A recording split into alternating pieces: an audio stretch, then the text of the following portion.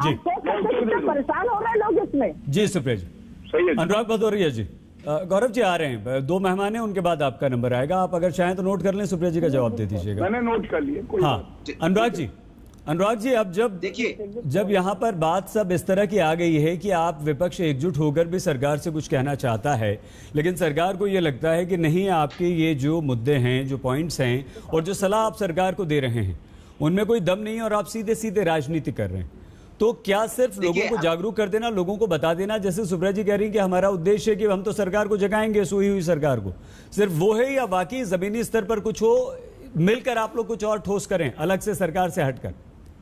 देखिए, ये एक बात तो आप मान लीजिए, मैंने पहले बोला था, फिर बोल रहा हूं कि हम राष्ट्र की बात कर रहे हैं, हम किसी सरकार की चिंता नहीं करते, क्योंकि हिंदुस्तान की बात हो रही है। जब हिंदुस्तान तकलीफ में है और सरकार चूंकि चल रही है भारतीय जनता पार्टी की, तो सरकार को हम बता रहे हैं कि ये पॉइंट है, इन पॉइंट पे आप काम कीजिए, क्योंकि ये हिंदुस्तान का मामला है, किसी व्यक्ति विशेष का मामला नहीं है। जिस तरह भारतीय जनता पार्टी से आप सवाल पूछते हो तो महाराष्ट्र भाग जाते हैं, भूल जाते हैं उत्तर प्रदेश में यहाँ पे गंगा नदी में लाशें तैर रही है, यहाँ पे चाहे उन्नाव हो, चाहे गाजीपुर हो, चाहे बलिया हो, चाहे वहां उसके आगे बक्सर अगर चले जाओ तो वो भी आप हिंदुस्तान के अंदर आते हैं, वहां लाशें तैरती हुई मिलती हैं। ये गुजरात की बात नहीं करेंगे, मध्य प्रदेश की बात नहीं करेंगे, दिल्ली की बात करेंगे, महाराष्ट्र की बात करेंगे, तो क्या ये एक शोभा देता है? एक जो पार्टी जो केंद्र में है, जिसकी जिम्मेदारी बनती है कि सारे स्टेट को बराबर नजरों से देखना, यहाँ लगातार मौतें हो रही है, मौतों पे आप कलाबाजी कर रहे हो, आंकड़ों से कलाबाजी कर रहे हो, यहाँ तैरती हुई मौतें मिल रही है, जिनको कुत्ते नोचते नजर आते हैं, जिनको गिद्ध नोचते नजर आते हैं। क्या हिंदुस्तान के ऐसा कभी हिंदुस्तान ने सोचा था हमारी संस्कृति संस्कार ऐसे हो सकते हैं? ऐसी सरकारें हो सकती हैं जहां नदियों में लाशें तैरती हुई मिलेंगी और हम उसको छुपाएंगे, उसको हम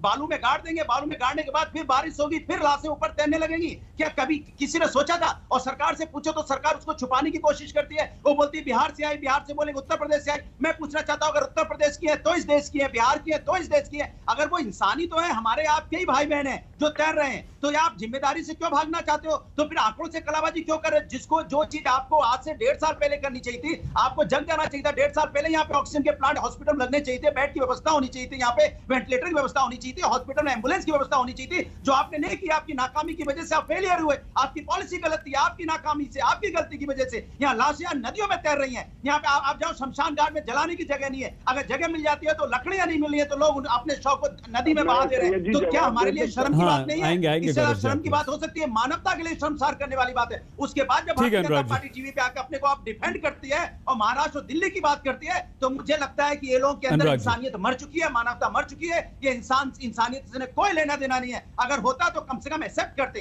क्या लोगों की मौतें हुई है, हमारे अपने लोग हैं, हम इसमें कार्रवाई करेंगे, आपके सामने सच्चाई लाएंगे। ऐसे शब्दों का इस्तेमाल करो ना। आप उसे नकारी जाते हो कि नहीं, ये है ही नहीं, ऐसा है ही नहीं। इनके एसडीएम कहते नहीं यहाँ लोगों की लाशें नहीं आई है, सोचिए डीएम कहता नहीं लोगों की लाशें हैं उन्नाव में, तो इसके मतलब क्या है, ये मैं जानना चाहता हूं इनसे। ठीक है गौरव जी, सुप्रिया जी, अनुराग जी, दोनों की बातें आपने सुन ली हैं। एक सवाल हम भी आपसे पूछेंगे।